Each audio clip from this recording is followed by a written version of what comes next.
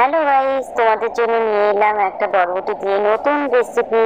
বরবটি গুলোকে ছোট ছোট করে কেটে তোমরা বরবটিগুলোকে ভালো করে ধুয়ে নেবে। তার মধ্যে পরিমাণ মতো লঙ্কাগুলো ধুয়ে নেবে। বরবটি খেতে কারোরই ভালো লাগে না, বরবটিটাকে এইভাবে একবার করে দেখো। ছোট থেকে বড় সবাই খেতে খুব ভালোবাসে।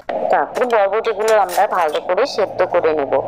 সেদ্ধ করে জল ছাকিয়ে বরবটিগুলিকে মিক্সি বোলে পেস্ট করে নেব।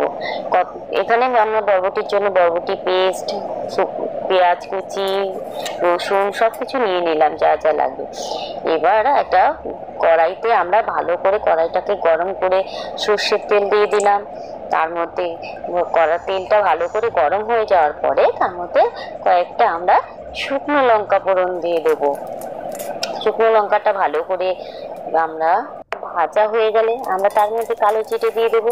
কালো জিরে দেওয়া হয়ে গেলে সেটার মধ্যে আমরা আবার পেঁয়াজ কুচিকে দিয়ে দেবো। পেঁয়াজ কুচিটাকে আমরা ভালো করে ভেজে নেব। ভালো করে ভাজা লালচে লালচে করে ভেজে নেব পেঁয়াজ কুচিটা।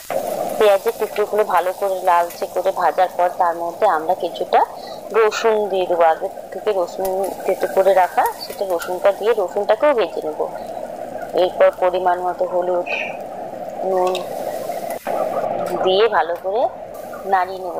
এবার বরবটি পেস্টগুলো দিয়ে দেবো। দিয়ে ভালো করে নাড়িয়ে চাড়িয়ে আমরা পুরো জলটাকে পুরো টানাবো বরবটিটাকে সুন্দর করে। তারপরে দেখো আমার হয়ে গেছে বরবটি বাটা। এটা দিয়ে বাচ্চা থেকে বড় সবার ভালো লাগবে। Tata, bye bye.